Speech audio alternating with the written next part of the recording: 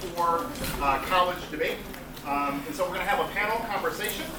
My name is Dr. Joel Emule. I'm an associate professor of communication studies at Cal State Northridge, and I'm the director of our forensics program. We're going to start off by just introducing everybody along the panel. So starting with Andres, can you just stand up, give us your name, your institution, and your primary debate event?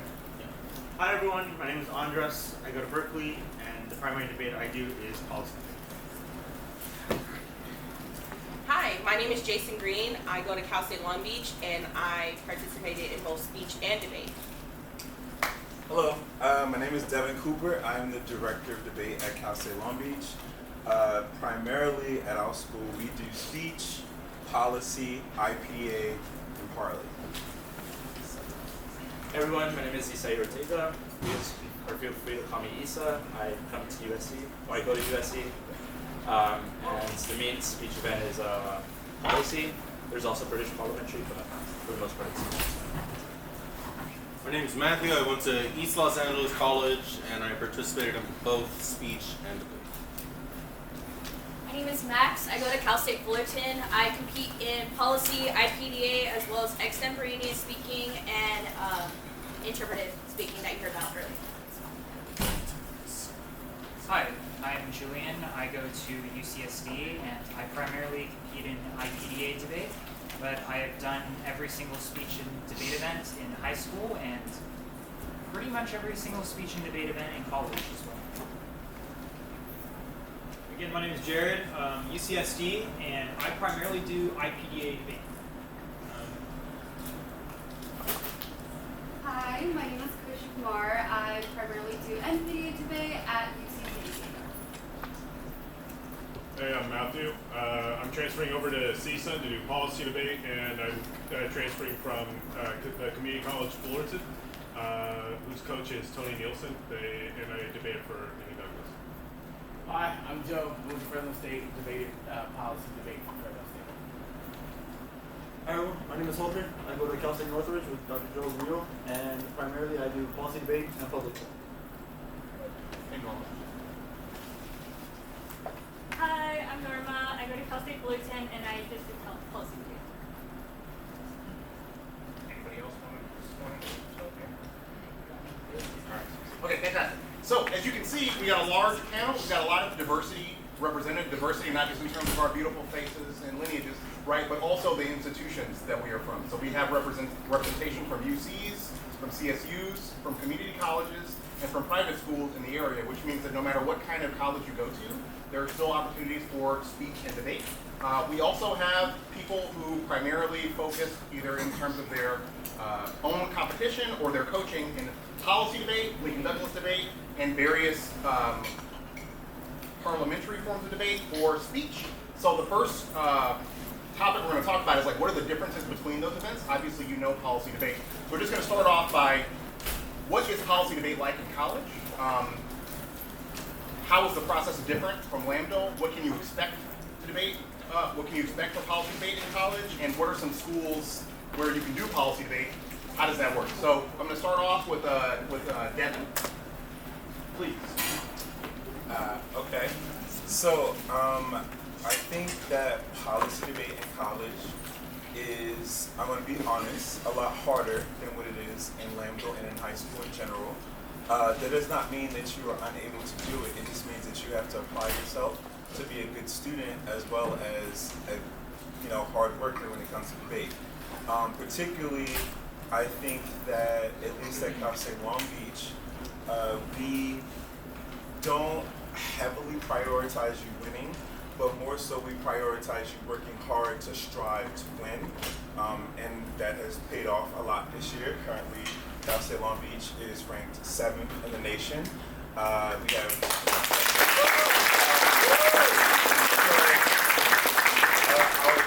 most of our team is actually comprised of LAMDL students of the past.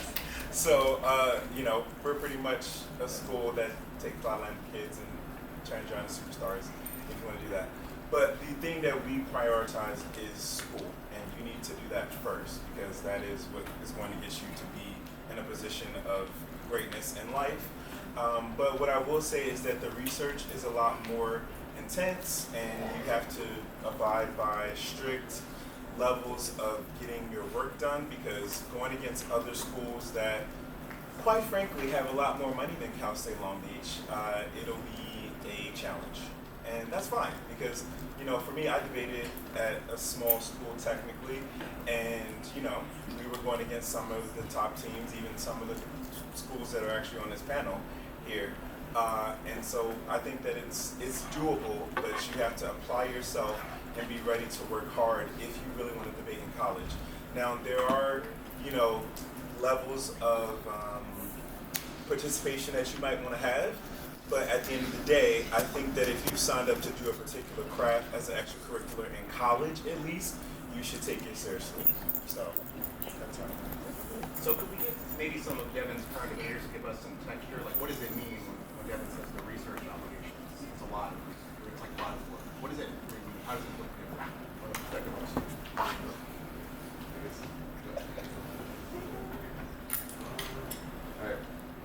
I'm one of Devin's current students for debate. My name is Diego. I'm going into my senior year at Cal State Long Beach. What we mean by like the workload, so personally, like it's a lot of work, so it's like, you know, to keep it real, I put about 40 hours a week into college debate, but that is only because my commitment is really high, right? The reason we're number 7 in the nation is because I put a lot of work in, and so a lot of it's like doing research every day, cutting cards, making sure that I'm on top of things. But like Devin said, debate is not the only thing I prioritize in my work. It's school first, so always put that first, because there's a lot of stories where people prioritize debate first and then their grades suffer as a result. I would always prioritize school first and then debate. But other than that, I think the other perspective that I want to offer is that, similar to LAMDL, Cal State Long Beach is one of the smallest schools compared to a lot of other debate schools that have a lot more funding, such as Michigan, Harvard, Dartmouth, etc. And so a lot of the workload falls on students themselves to keep up with that pace of research. But what has helped me is that you pick a certain avenue that you think you're really good at, and you just make sure that you prep that out specifically and learn to apply it across every single area. So it's not impossible, like Devin says, but it definitely does require some level of. So when you come into the season, do you have files already? Yes. So, for example, like if I was prepping for the high school season, camp would not be the place where I'm introduced to like files. I would already have 2 to 3 already ready to go. Now, I know that's an unrealistic expectation for y'all because y'all are in high school and it's not as serious, you know, because in college you don't get camp files. But for example, going into the season, you know, I always have strategies ready to go.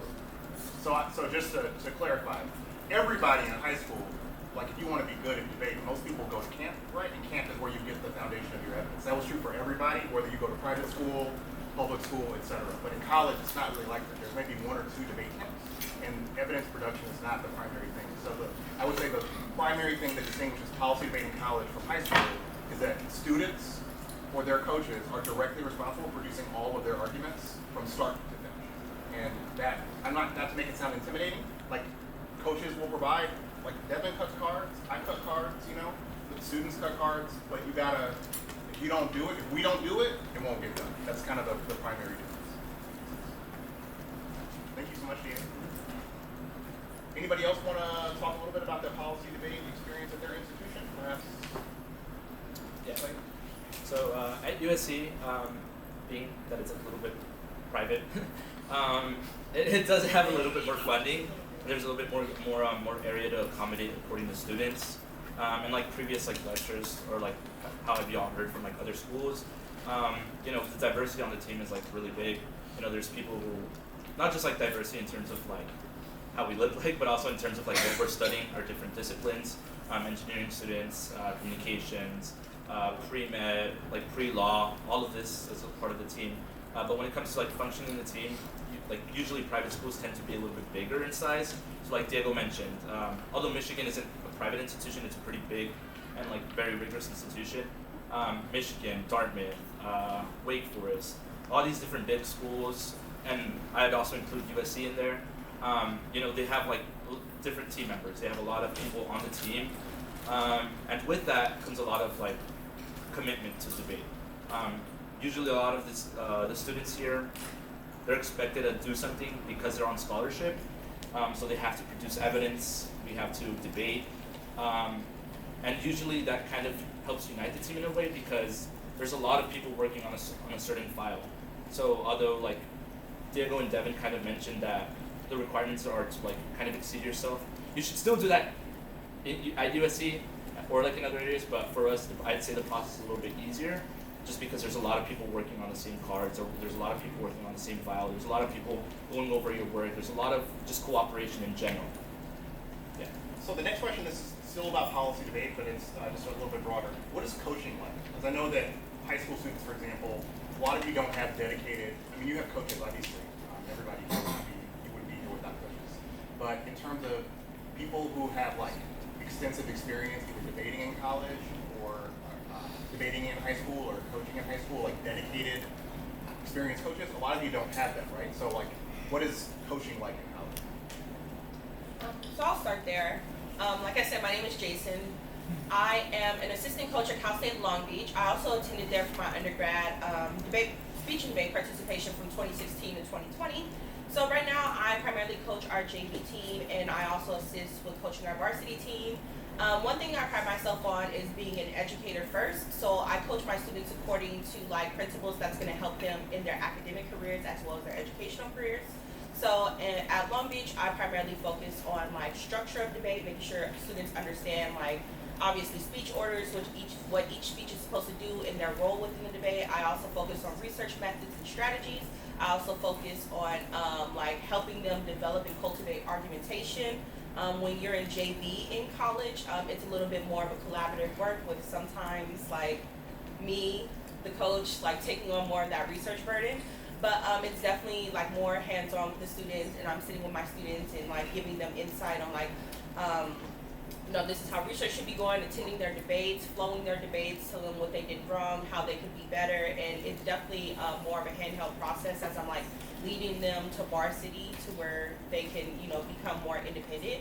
So when it comes to JV coaching, at least Cal State Long Beach, we are more well-rounded and supportive. I also do coach and facilitate speech as well because I am a 2-time AFA orator. So I am really good at platform speeches in limited events, as well as just motivating students to stay overall participated in speech and debate. Isai just spoke to the uniqueness of private school debate. Well, at public state schools, our commitment is a little hard for students to latch onto because it is so self-run by the students, and we are we are comprised of LAMDL students.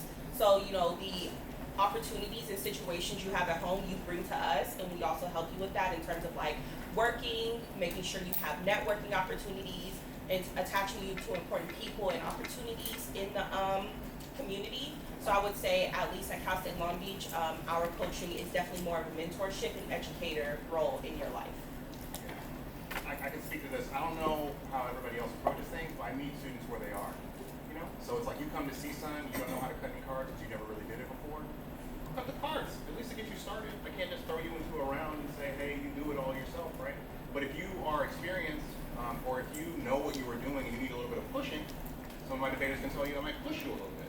So I need you to do more of this, etc. But it's going to be tailored to you.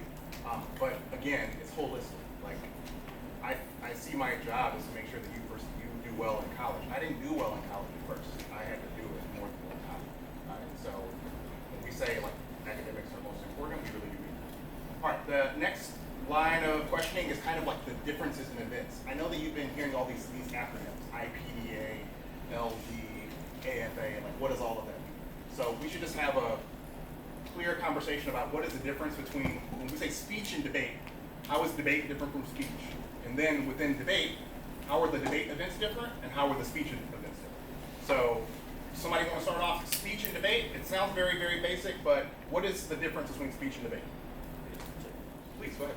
So, when it comes to debate, generally, it's a very argumentative sport where you're going team versus team. You're always going directly against your opponent. However, in speech, it's more of a single event where it's you versus a group of people. or not necessarily versus a group of people, but it's you being challenged against a group of people. So there's no winner necessarily in a speech event. There's first place, second place, third place, etc. However, in a debate event, right, when the AF team wins, they get the win. When the neg team wins, they get the win. It's not so clear defined in speech.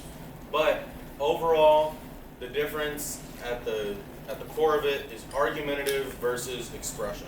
Because speech is a lot of expression and being yourself and doing these things, either being more persuasive, funny, dramatic, things like that. Whereas debate is more so argumentative and assertive, where you're trying to get your point across using evidence and hard cut like cards and everything like that. It's hard to specifically delineate because like there's overlap between the events. In general, speech events are individual. We call them individual events. So you compete by yourself. So if you're a person who has like work obligations that do not allow you to coordinate with a partner, typically speech events are going to be better for you. If you're a person, yeah. So, but there are some speech events where you compete with a partner, and there are a few debate events where you work individually. Another major difference between speech and debate, or at least at least within the debate world, right? So Matthew said it's argumentative. Most of the formats of debate that many of the schools compete in are evidence-based debate. So it's very similar to the experience that you have here, right? You have a topic, you have it for a long period of time, and then you're debating about what is really true on that topic, so you have to bring evidence and introduce evidence. There are other forms of debate that like actually discourage evidence in that format because they want to basically think about debate as either going to prioritize your public speaking skills, in which case evidence is going to be discouraged, or it's going to promote your research skills, in which evidence is going to be encouraged. And so policy debate in college is the same as it is for LAMDL. But then we also have Lincoln Douglas debate, which is basically one-on-one policy debate. I don't, it didn't used to be like this, but it's one-on-one policy debate. I just taught an LD camp at Harbor-Westlake. I gave them the same packet we gave you. Literally the exact same packet. I changed the name on the top of it. They are debating the exact same way. Literally in college, the policy debate topic this year is the United States federal, what is the topic? It's like the government should decrease its reliance upon nuclear weapons in one of 3 specific areas. And then Lincoln Douglas, the topic is the United States federal government should decrease its number or function of its nuclear weapons. It's the same topic. We're gonna have kids debating LD and policy. I'm not reading more than one app. It's gonna be the same app. So like if you want to, if your school does not have policy debate, that does not mean that you cannot use the skills you get in LAMDL in a very, applicable activity. It's very, very fun. So evidence-based debate. Outside of evidence-based debate, there are non-evidence-based debate forums. Anybody participate in those? Yes, please. Yeah, so last semester Fullerton switched to doing more of this limited prep debate, which is IPDA and MPDA that you heard about before. MPDA, you have a partner. IPDA, it's one-on-one. You basically are given like a set of like different resolutions, and you and the person you're competing against go back and forth striking a topic, and then you have 30 minutes to prep it, which is kind of cool because it's a lot more focused on like your ability to persuade. And your ability to like understand how arguments work and how to actually speak to your judge. So what our policy debaters found was that a lot of policy debaters kind of like lack in that field because sometimes we tend to rely on evidence a little bit too much. So this limited prep debate kind of opened us up to like that sort of realm. So that's because that's what a lot of like those types of events focus on more is like the persuasive aspect and how well you can like actually like put clash into a round and how well you're like directly going back and forth about whatever it is the like random topic is. And it's usually like a pretty like easy to comprehend topic in a half hour, or it's based off of some sort of current event. So it's never like too out of range. Like we're not gonna have a 30 minutes to prep about like a nuclear weapons topic or something like that. It's usually gonna be something that's a lot more small scale. So for example, I teach IPDA format when I teach argumentation in school because like just as a class, evidence-based debate is a little bit harder. What are some examples of like resolutions you have to strike on? You get like a list of 3, for example. It's actually 5. You might get a list of 3. It might include things like Disney princesses are good role models, like healthcare should be free, and Haley did Selena dirty. So if I don't want to talk about Haley Bieber and Selena Gomez, I strike that one off. And then my opponent strikes off one, and so we end up with the topic that we want. fun. You get to debate about things that are policy, but also things that are about the real world. And so that event, you gotta like know stuff. You know, not just about policy, but about culture as well. A lot of the topics are based on fact, value, policy, or I think they call it metaphor. Is that? One thing I find is that when I coach IPDA, I usually tell them to strike the metaphor and the interpretive ones first and try to keep the policy one so we can try to do better in that. And like Jason even competed in one tournament that I was coaching IPDA. But yeah, it's interesting.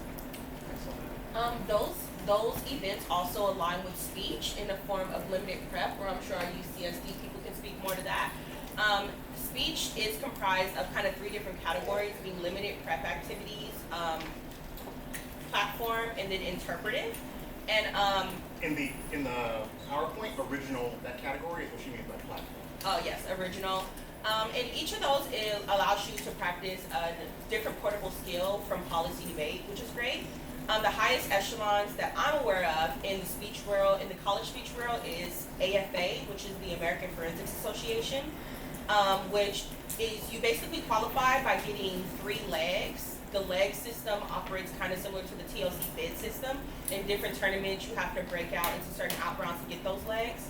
I will say I qualified to AFA twice in my first 2 years of college. The amazing coaches at Long Beach were able to, get me there, so that was awesome. Qualifying to AFA twice, qualifying to the NDT once, which I did my senior year, was so much harder than qualifying to AFA. So you do see the differences in the skill sets that it requires and the dedication between like what it takes to reach the highest echelons of both activities. If UCSD wants to speak to that as well. So I think what's so interesting about the differences between speech and debate is that when you really get down to just looking at debate versus speech, it's very based on persuasive or something that's almost informative. Debate is this persuasive activity that there's either going to be an half winning the round or there's going to be a neg winning the round. But when we look to speech, it's something that stays true to oneself. It's a way to express yourself and your feelings on general topics. So I think the same could even be said about debate. Even if you don't agree with a neg, even if you don't agree with a half, you're still expressing your feelings and your persuasiveness on that topic. And as a Lincoln Douglas debater very intensively for 4 years, I think getting those topics every single quarter of the year made me really love the evidence aspect of debate.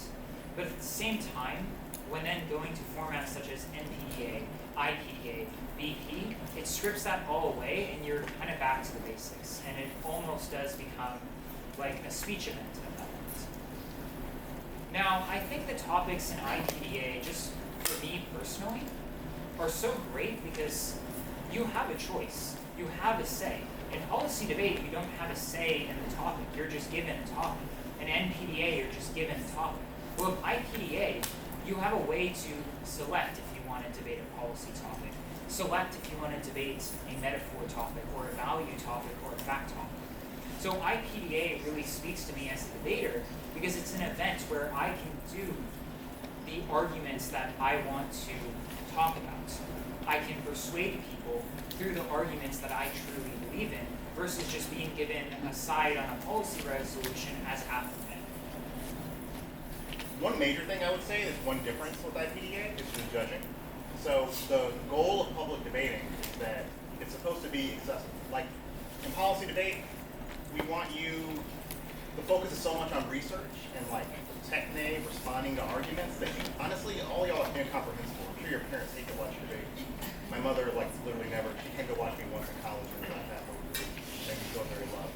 But it's just like not a super accessible activity, whereas the rules and other forms of debate are made to be accessible. So in IPDA, your judges can be anybody. They are, in fact, students who compete at one tournament can judge you. Students who you competed against in the prelims might judge you in the healing. If that makes sense. So that's unique. That does not really happen in any other form of debate, as far as I understand.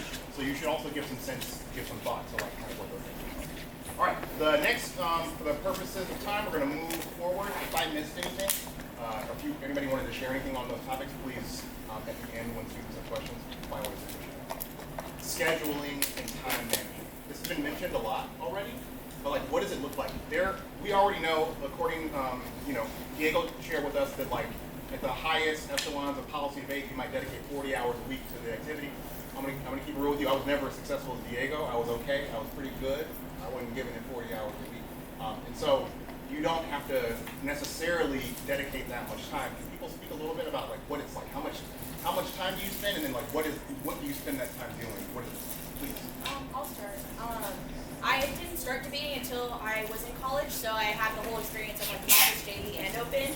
So I can definitely attest to like the workload changing the further you move up, and kind of depending on the school. But I feel like similar to what Jason and Devin were sharing about Long Beach earlier, like if you are expressing that you want to be more competitive and you're going to be putting in that more time and more effort and more work. So it really just depends on that. But like my JV season was like kind of like half coach work and half student work. So it was a lot more, or a lot less intense because both my debate partner and I were like working 2 jobs, full-time students, doing the whole thing. So we still had time to like put in for debate because we had that like support. Then once we moved to varsity, like we still had that support, but in different ways where it kind of turned around. So like now coaches are like, okay, keeping us accountable, having like just there to facilitate practice rounds with us, make us do redo speeches, all this stuff. But a lot of the work comes down to us and how competitive we want to be. So there's some people on our team who spend maybe like a couple hours a week, and they are open debaters, and that's fine. They're there to, vibe. There's some debaters who are kind of in the middle that are like, I can only put in like 10 hours, and that's fine. They do their thing. And there's some debaters who are very committed. So it's not like, there's no like hard line of how much time you have to put in, but the time that you put in is equivalent to the amount of success that you do have. So it all just depends on like how much time you have, how much drive you have, and how accessible that is to you basically. And you and your coaching staff kind of come up with that schedule for yourself. Thank you so much. Max says she works. Who else works? Oh, do you want to add another thing? I would chime into that. So like, when I debated, I did work-ish. So I transferred in my sophomore year to my last college that I went to. In that transfer, I started working at CVS.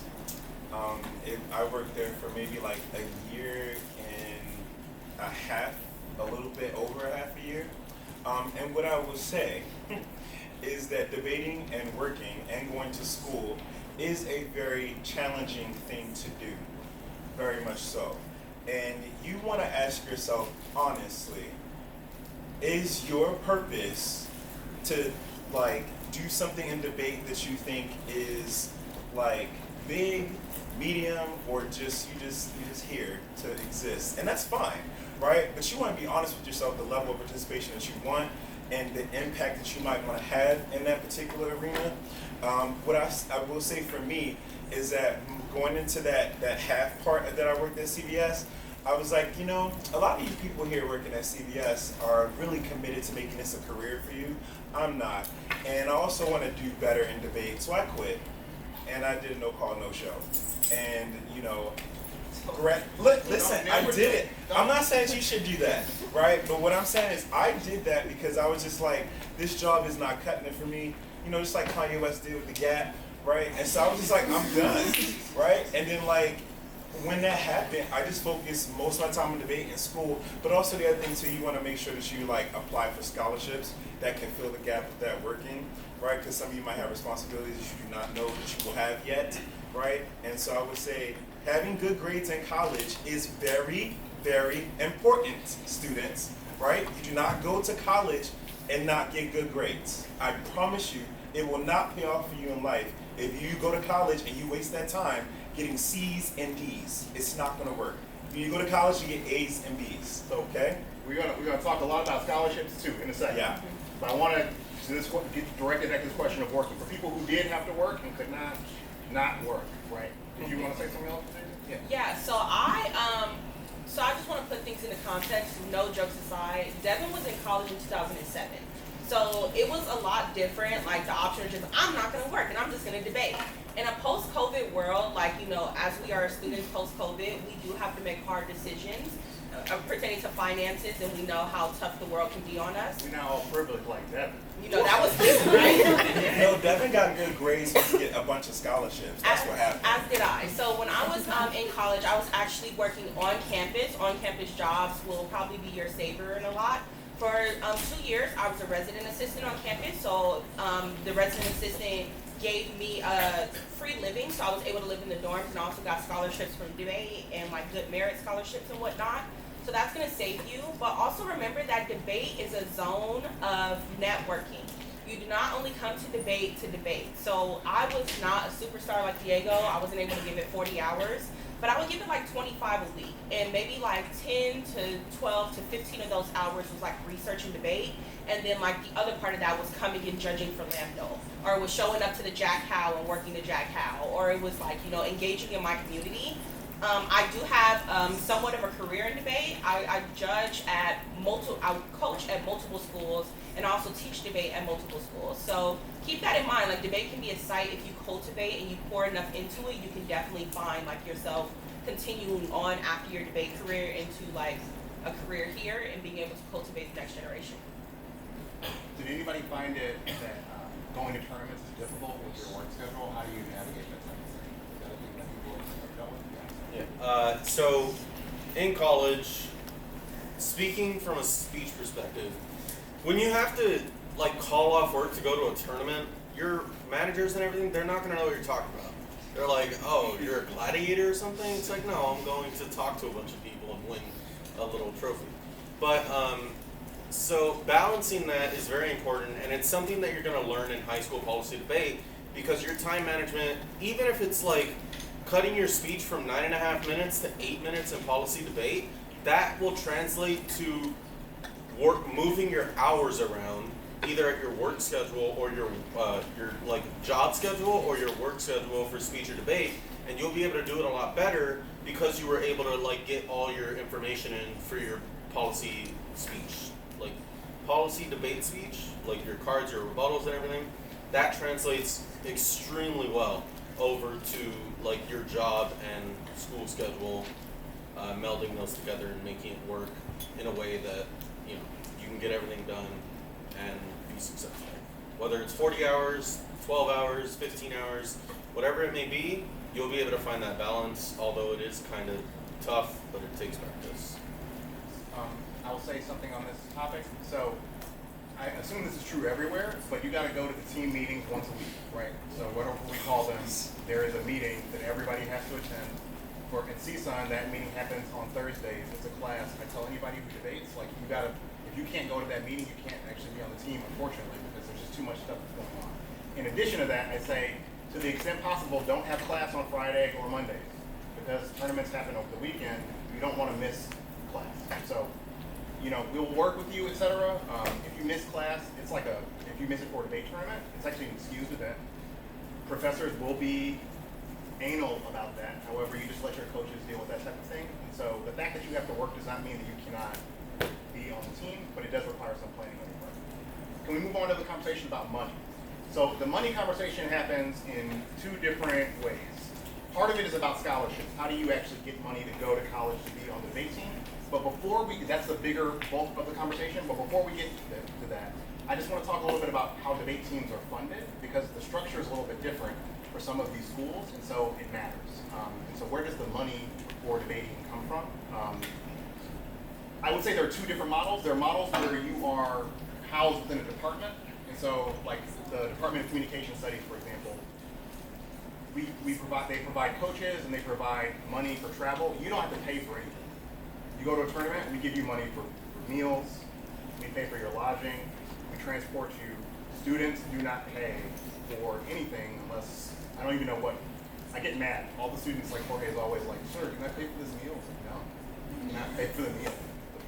The purpose of the money is to pay for you. However, I know that that's not always the case if debate teams are not housed within institutions. It actually sounds like UCSD is now housed within, but was that always the case? How might it be, how is it different? So originally, we're a student-run organization, so all our funding came from two places. We had some funding we were able to get from the School of Business originally, and that has loopholes to go through. But in our associated students, where the rest of the money came from, there are so many hoops you have to jump through, too many forms to fill out, and the funding has to be for specific purposes, like competitions or for marketing and things like that. And that was really limiting. Like, we weren't able to pay for like students to eat and like that.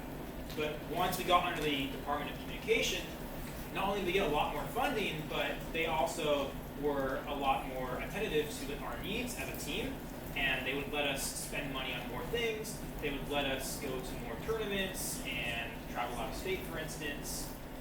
And so we are working now, we're in the transition period where we're still having to deal with the associated students, and we're beginning to deal with the Department of Communication. So that's great.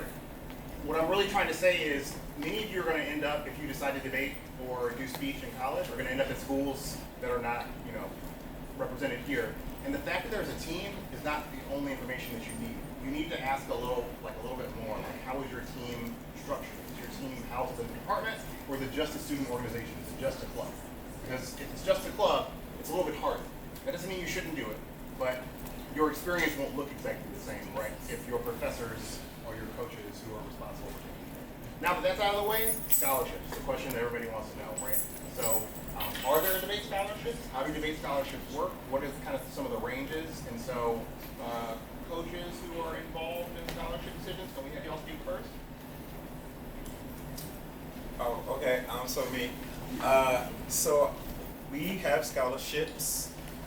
We have one endowed scholarship. We have. What does that mean? It means that a donor that was on the team in the 70s said, "Hey, I love what you're doing. You're awesome. Here's a certain amount of money. I'm not gonna say how much. Here's a certain amount of money, and y'all will get to feed off of the interest of that each year." And so that scholarship is something that we have every year. There's special qualifications for it, but we also have like another scholarship that we raise personally through the Jack Howell, which all of you attend for free.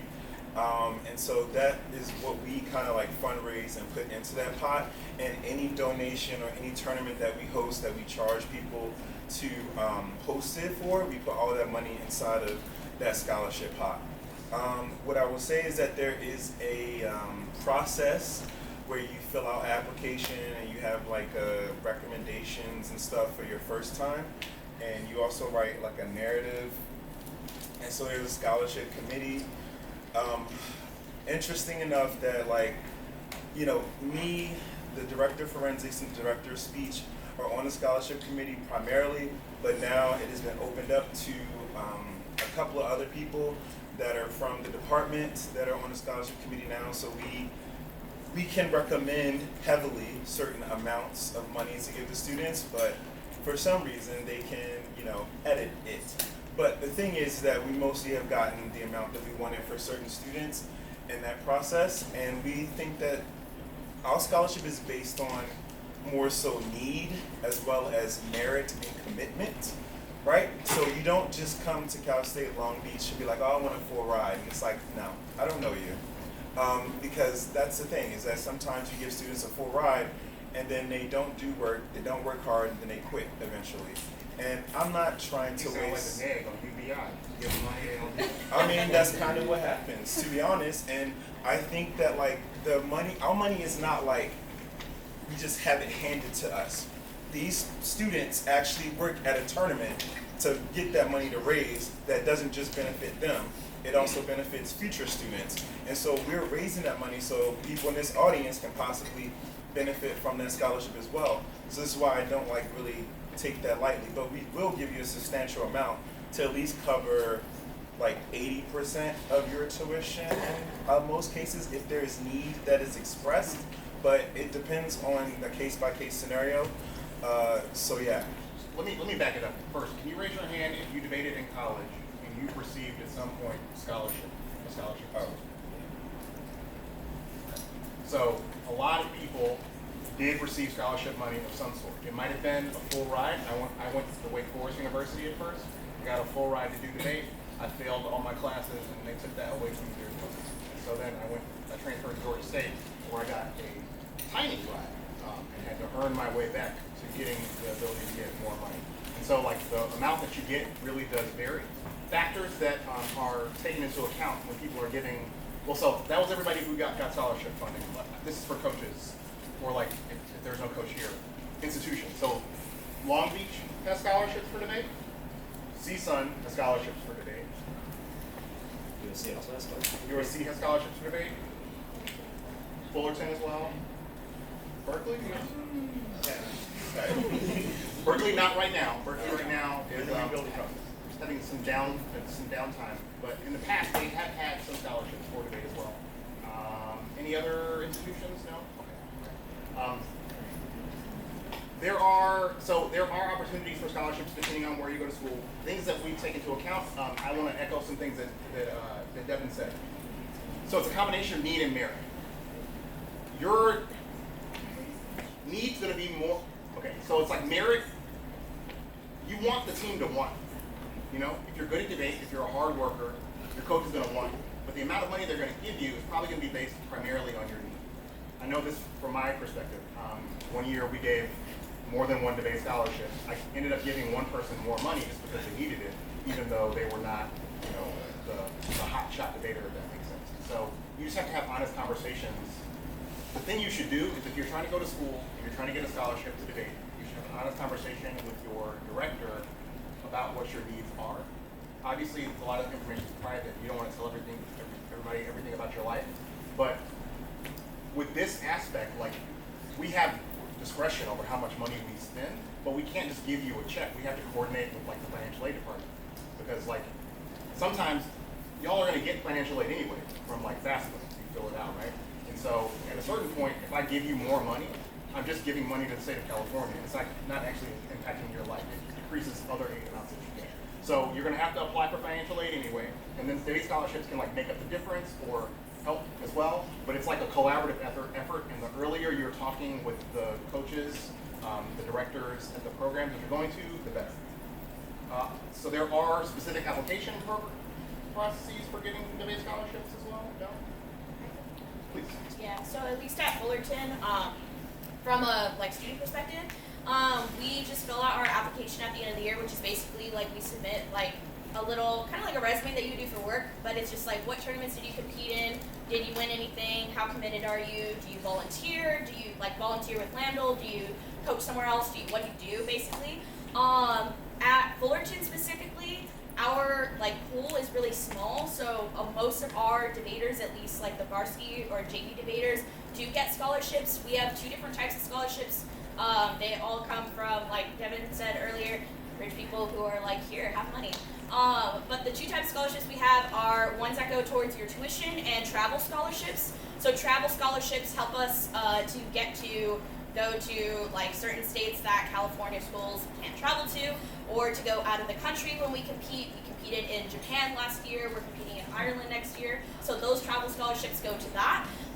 And then we have our tuition scholarships, which is basically like you get a check if you receive that scholarship, and that goes towards it's a like private check, so you can use it towards your tuition or any like extra needs you have. If you like, just to be real, as a broke college kid, if you need to pay your rent with that tuition, things like that come in need like that is also like, that's kind of how our system works at our school. One other thing, yeah. So that is true. Like even when you first off, you need to apply for FAFSA. That's not a question. You need to do it. The second thing is too is that you get a debate scholarship and you get Pell Grant and all that other good stuff. Oftentimes you will get a check, and it'll be a hefty check that is a return because it's leftover money after you pay for your tuition. I don't want to ask people how much their checks were, but I know at least for me, my checks were like $6,000-$7,000, and you would get that in one semester. I applied for like 20 scholarships, and I got like 11 of them. But the thing is that sometimes you need to be responsible with that money, because your parents are not going to be like, hey, here's how you divide that money up. No, you're just given a check at 18 years old. Here's $7,000. Have fun. You need to be responsible, and if you do not live on campus, or you probably like want to get an apartment or whatever, you need to use most of that check to pay up your rent for at least 6 months, especially if you have roommates, because sometimes you can't trust them. But the thing is that you need to pay it up for at least 6 months, and notify that with your landlord or your property management company. And then whatever's left over, you buy books if you don't have like a stipend for that. But you buy books and you buy food. It is very important. Your parents, for the most part, are not going to be there to hold your hand and tell you, hey, this is what you need to do, because you're literally on your own. Sometimes your parents are not going to be there to be like, hey, it's time to go to class now. You need to go. It doesn't happen in college, especially if you don't live at home, right? And even if you do live at home, sometimes it doesn't happen. But you need to be responsible with that large sum of money, and don't just blow it buying sneakers and headphones and clothes and things of that nature. Because some people do that. They get a check and they're like, oh, I'm gonna buy things. No, you need to prepare your life so you have a roof over your head and food to eat. I'm gonna take it back a second. So there are a lot of different scholarships, right? And so some people are saying they apply for like 20 scholarships, et cetera, right? And so like, it's good, it's important, right? But that process is a little bit daunting. And I know that for a lot, at least for me, like I was like first generation, I didn't really know even what like applying for financial aid looks like. So do we have anybody on the panel who can speak to like some of those challenges? Yeah, please. Once again, hi everyone, my name is Logan. As far as the financial aid process goes, I was also first generation, and coming from parents that really didn't know, the financial aid process and what it was like going to college. To be honest, it's a lot. So I'm here to let you know that y'all have to seek the help. It's like seeking you shall find, you know what I mean? So like, it's all about how much work you're gonna put in. Now, one show I don't know, kind of sidebar here. Coaches, something that I admire about them is that they actually care. You know what I mean? So y'all should feel like you're in good hands. You know what I mean? That's all I can really say about that. So you have to seek that help as far as the financial aid process, especially when you come from immigrant families where you're the first generation. To be clear, you mean seek help from your coaches? Yeah. Like they're not gonna pry, but you gotta ask, and then we will help. We've been there. We understand. Our job is not just debate. It's not just debate. And another piece of advice that I would like want to offer or suggest. This goes a little bit beyond debate. It applies if you want to go to college, honestly. A lot of you like debate. Like one of the most common things with debate students in like school is that like a lot of them have really good grades. And one of the things that I learned, like probably towards the end of high school, was that don't be afraid to like apply to like really big schools. Don't be afraid to apply to Harvards, the Ivy Leagues. Don't be afraid to do all of that. If you have the GPA, if you have the letters of recommendation, if you have all of that, and if you've excelled in the space that you've been in, and you apply for financial aid, although that $80,000 ticket price that looks like is a lot, financial aid is going to help out a lot. And if it doesn't help out a lot, there's probably going to be a little bit less remaining. You don't have to pay for the full ticket price. I will say that USC is really generous with like their financial aid. USC is also the debate team is also very generous. Debate team is part of the school, so like Joel mentioned, certain teams are like part of the school, other teams are like clubs. USC is fortunate to be part of the actual school, therefore we get our funding from there. And a lot of this has to do with like honest conversation. So I do want to give a shout out to Sean Kennedy. He's the director of debate here at USC. Unfortunately, he couldn't make it today. That's not like something bad happened to him. Nothing bad happened to him. But he just couldn't be here today. He's an incredibly smart man. And honestly, from all the stuff when it comes to like whether asking for debate tips, financial aid tips, or just general like school tips. He's been that person, and that's usually what every coach is there for. They're there to support you, and they're there to understand your financial situation. And that's like a really big important thing because fortunately, a lot of students here don't really have to pay to go to come here. Like they don't have to pay anything out of pocket. I know kids here in the USC debate team have a full ride. I know students here that have half a ride. Some of them are wealthier than others, so their need base isn't like that much. But it's important to make that distinction, right? There's need base, and then there's like you have money. You know what I mean? Usually, first-gen students like I'm pretty sure like a good portion of us here. I'm pretty sure a good portion of us here are first-gen students. We're unfamiliar, but like if there's ever like a need for help, ask us. We're here to help. Ask your coaches. Ask the government for financial aid. So can I get one thing before you do it? I want to emphasize two things. One is that I've had so many students who are daunted by the cost of college, right? You hear like college is so expensive, so expensive. But then when they actually did their FAFSA, they didn't have to pay anything. I was actually one of those students who, like, the amount I had to pay was bare. You should not make assumptions about this. You gotta go through that process and then talk with people who will support you. The second thing is that I have students on my team, or I don't want to say, I've had students on my team who are undocumented. And so FAFSA is not something that they were able to use, but there is the California Dream Act. So there are opportunities for students, regardless, especially in California, regardless of your like official status, to be able to get aid. And I can give scholarships.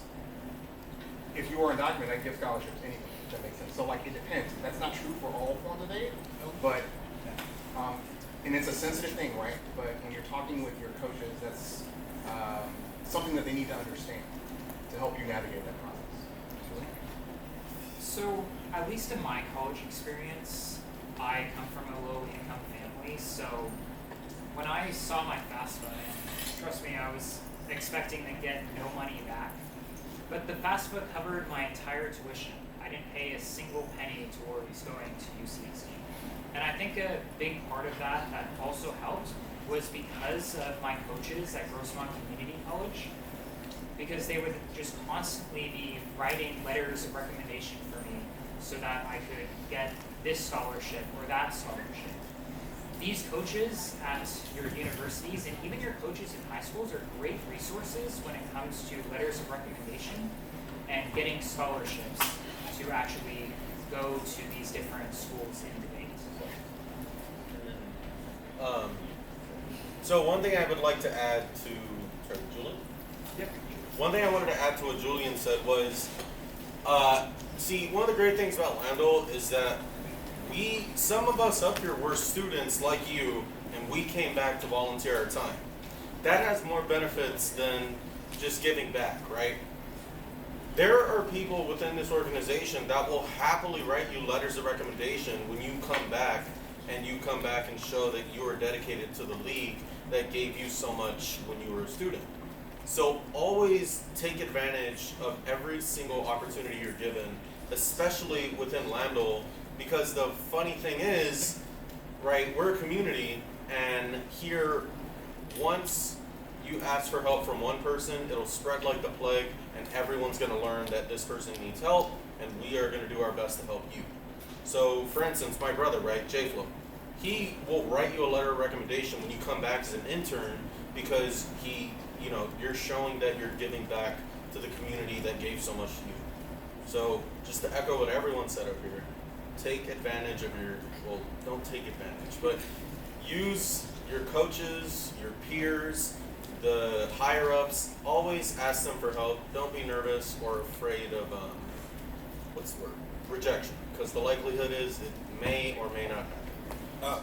We have 15 more minutes. We're going to have 5 more minutes of the panel and then 10 minutes for questions from So I think one scholarship that if y'all are like truly serious about going to college, you need to apply for the Gates Scholarship.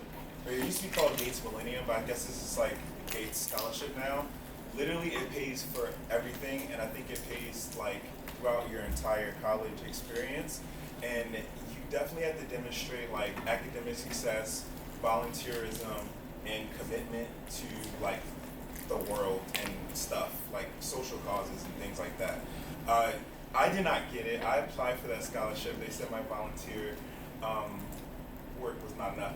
But the thing is that they will at least give you a reason why they did not give it to you, and then they'll have you like do stuff like a survey, and they'll give you money for doing it.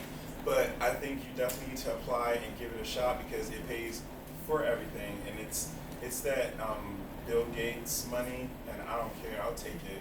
Like, 'cause it pays for everything. Like, and I don't even think if you have to apply for FAFSA in that world, because everything is covered, like literally everything, dorm, tuition, all of that. So, and only a select amount of people. You technically have to apply for FAFSA so they can know how much money you get. I guess so. But no, but they give you everything. Yeah, they do. They give you the money. Yeah. It's just, but you gotta apply for FAFSA. Okay. Yeah, you gotta apply. Still apply for FAFSA, even though if you get the Gates Millennium Scholarship, you're set for life.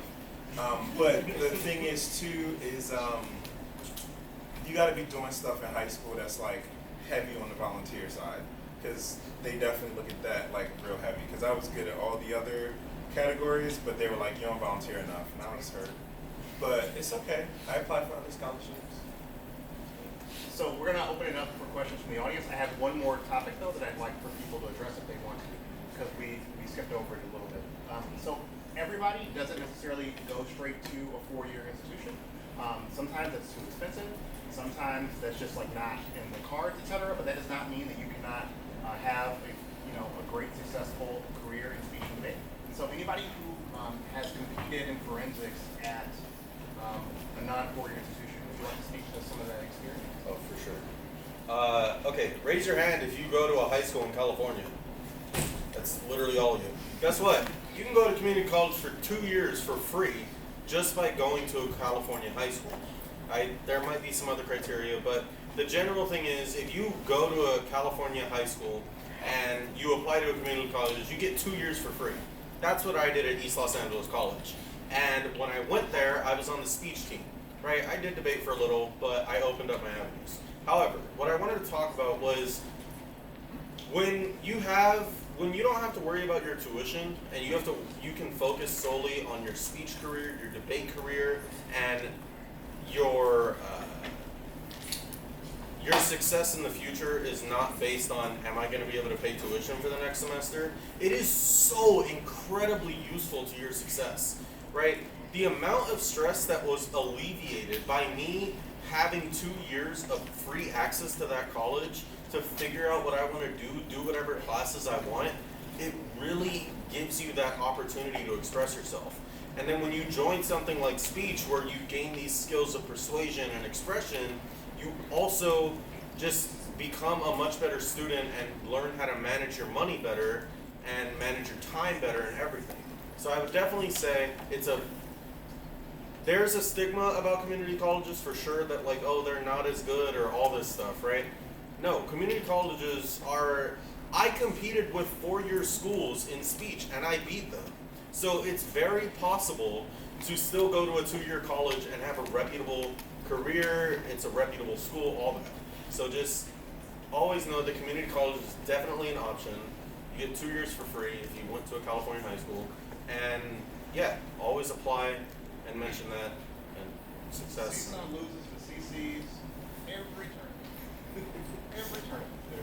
You can't make an assumption based on the quality of the team or the competitors based on whether it's a 2-year institution or a 4-year institution. Hey Matt, can you speak to some of your experience here? Yeah, I actually wanted to add a little bit on. To me, I always see community college as institutions of hope.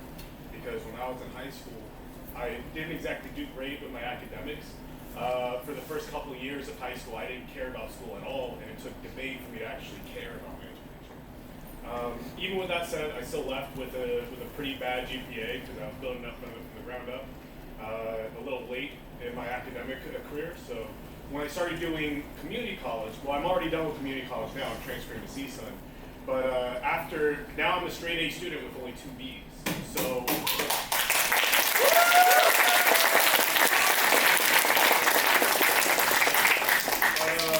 But yeah, so I don't know if this resonates with anybody, but anyone who's like in the crowd and is doing like terrible in high school right now for whatever circumstances are happening to you, you have a second chance, and that's what community colleges represent to me.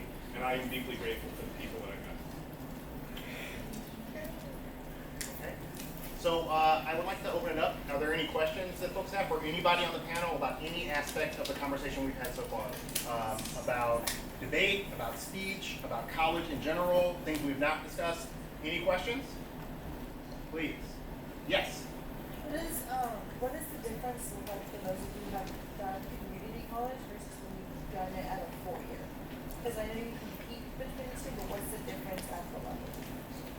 Has anybody actually made the transition, and like, what was the difference like on the kids? So, I kind of feel like coming from a community college made my 4-year experience a lot more special for me.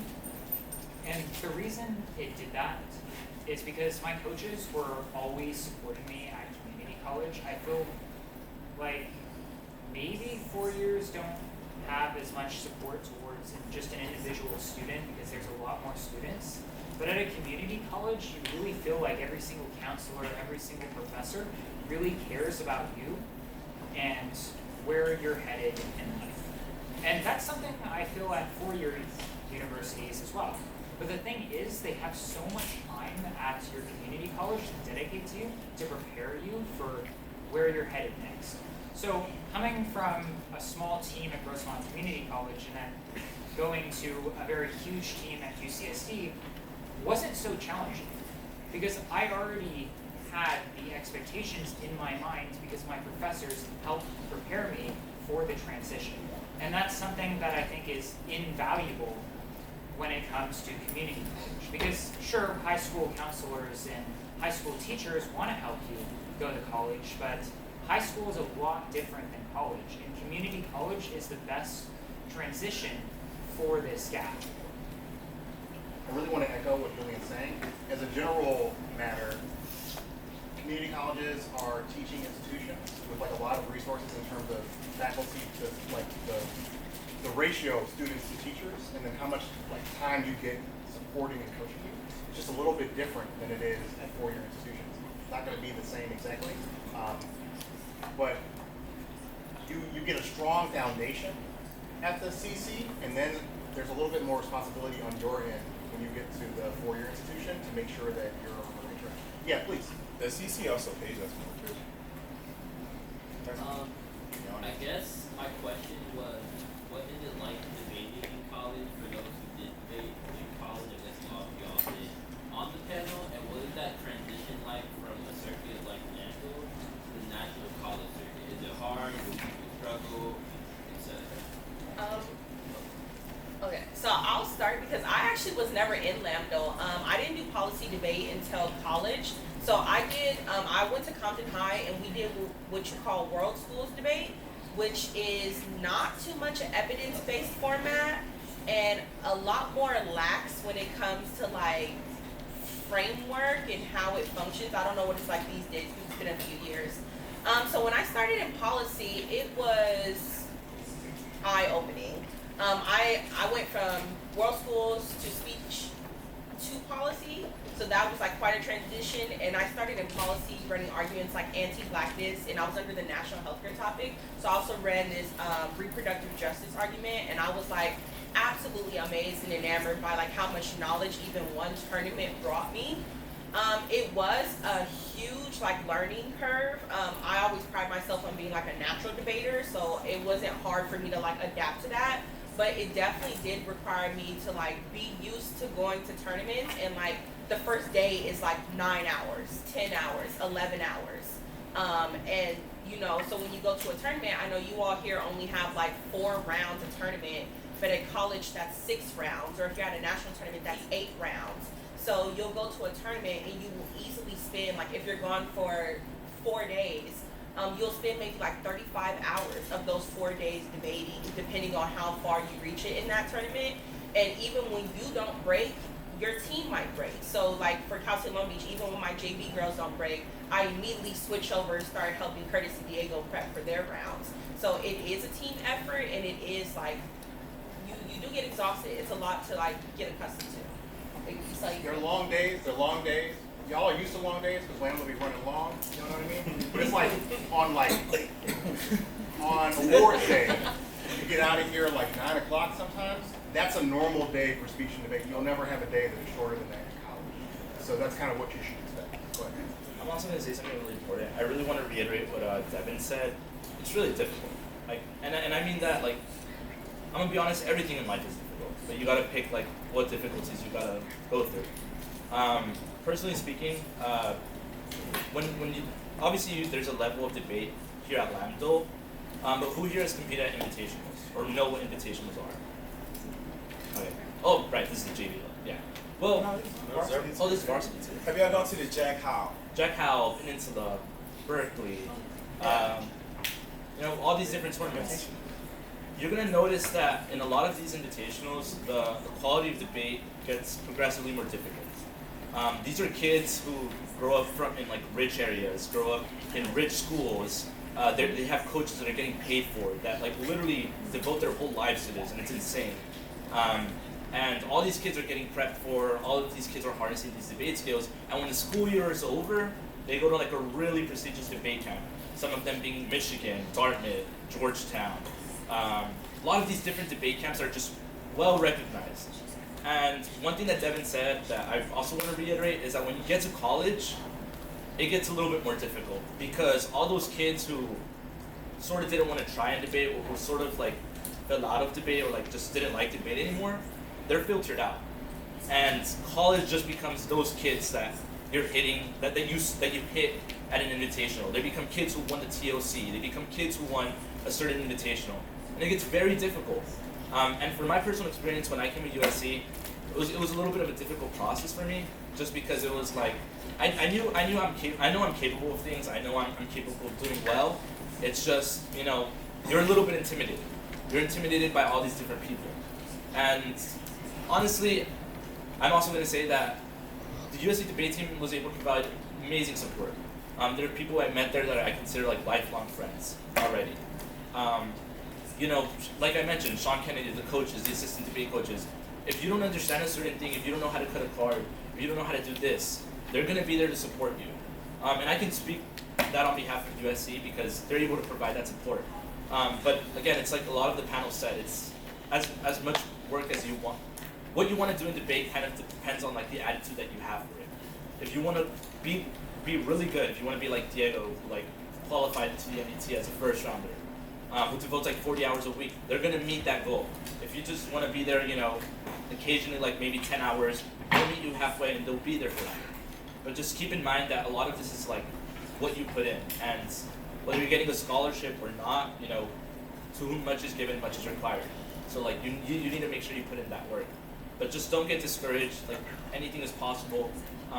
You'll have amazing coaches. You'll have amazing people. You'll have amazing teammates that are there to support you. And if there's not that, you know, you have a good amount of people in the lab who are part of the LAMDL community who are now debating in college. And sorry to add on to what Issa said, right?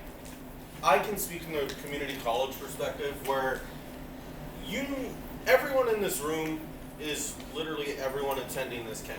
It's very tight-knit, it's very, very close.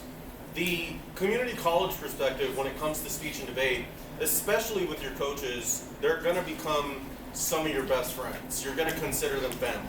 You're going to be traveling with them. You're going to be going through the rough times with them, the good, the bad, and the good and bad. And from high school to community college even, it was a big transition because LAMDL tournaments ending late at like 9 is typical for a college tournament, and you have to prepare yourself for these kinds of things, because if not, it may come as a big shock. So if anything, and I just want to tack on that, at least for me, if you have any other questions and you catch me outside like at lunch, feel free to ask me any questions. And yeah. Thank you so much. This is all the. Oh, is there a hand in the back? Last question. This will be the last question because we're out on the time, please. I just want to know how, since this was set anyone how you guys balance academic life and your debate life as like on a daily basis. So I'll address this first. You got to prioritize it. I failed all of my classes. My GPA, my freshman year at Wake Forest was 0.8.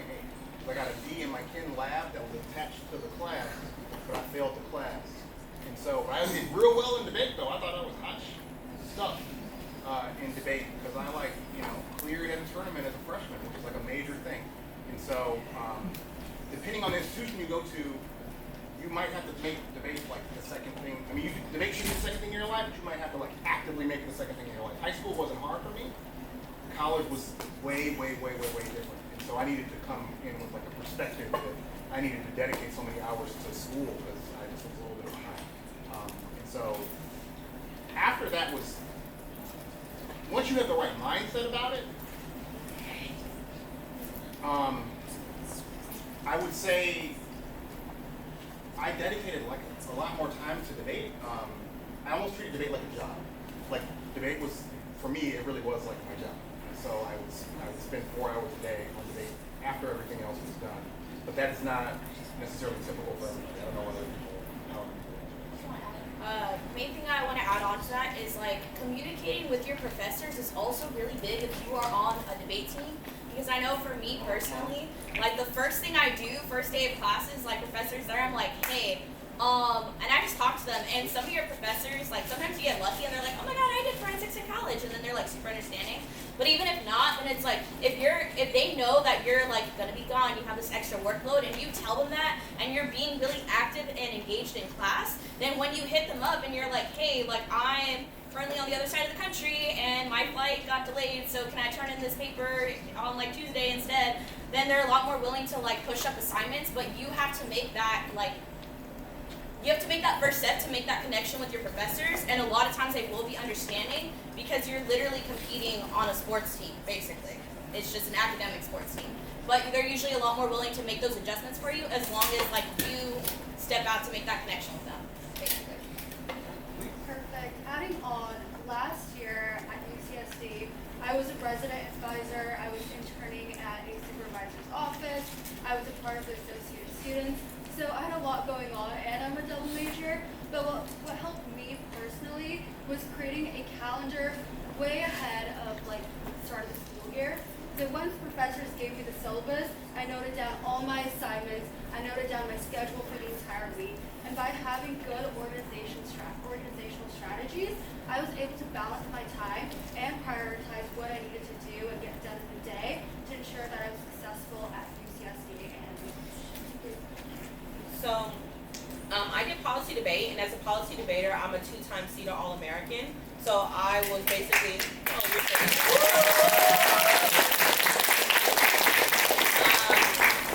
so what that means is I was able to balance academia and have a good debate record while I was doing so. My coaches always encourage us to like make our research interests blend with academia. So I got my degrees in history, so I always kind of brought that into debate, especially since I was running anti-blackness and reproductive justice and K arguments. So that's one mechanism. Of course, being super organized, using agendas is also another mechanism. Join programs like TRIO. You all would qualify for TRIO as like first generation, like low income students. And also go to the seminars, like your school, your ASI, your USUs, University Student Unions, are gonna host like little workshops that you can attend for free. All of these free resources will be your way. They will show you how to apply for scholarships, like how to think about grad school. They'll also allow you to get in touch with like tutoring centers. There's multiple tutoring centers at your school that can help you. There will also be grade checks in university. Like to stay on the university team, you have to have, for some schools, it's like 2.7. I think for Cal State Long Beach, like the varsity debater was a 3.0, I think. So like that was always my goal to maintain, and debate added an extra level of accountability for me, as well as TRIO and all these different realms of accountability. Build accountability for yourself, and that's really how you'll maintain it. Last thing I want to say there is, in the beginning of the year, you're going to have a meeting with your coaches if you decide to do speech and debate. They will sit you down and say, what are your goals? What are your classes like? Are you a STEM major? Are you, like, depending on how many classes you have, how many hours you have, they will say, we think this is the right number of tournaments for you. They have a list of tournaments that they will attend as a squad in advance, and so you plan around it. So just communicate with your coaches and set an agenda that works best for you. Okay, so that is all. Oh, please. Oh, mine just real quick. I would just recommend taking asynchronous classes or doing online classes. It's a lot more available. When I transferred over to CSUN, I noticed that there's a huge amount of those kind of classes offered. Saves you like having to drive there, show up over there, and you can just like take your classes. Super convenient, way easier to take. super quick. Also become besties with your peers, your professors, your coaches, and having that good relationship that's like, functioning will really help you out. You have to remember that when you go to college, you're not alone, and it can seem daunting when you first apply and you first go in, but making those friendships and really just becoming besties with everyone around you will really help you in your college career.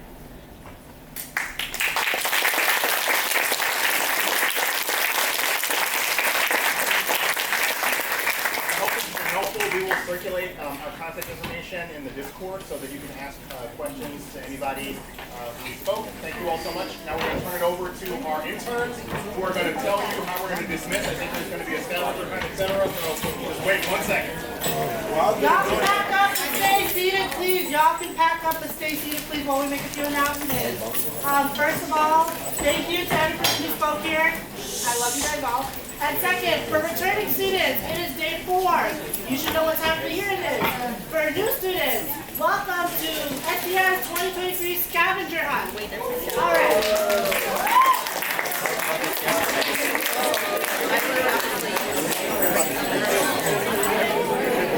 Alright, something different that we are doing this year is labs. You have the option of doing the scavenger hunt, meaning that either all of you are in or you and your lab leader will go to